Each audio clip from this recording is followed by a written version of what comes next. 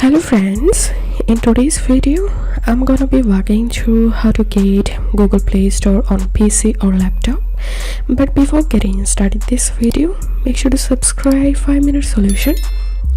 So right now I'll show a easy way to get Google Play Store on your computer without downloading.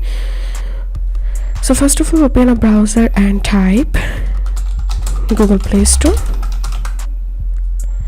And all you have to need, just open this first link,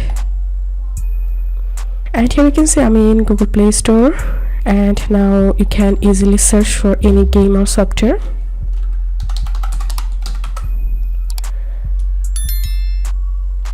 So that's how you can get Google Play Store on computer or PC.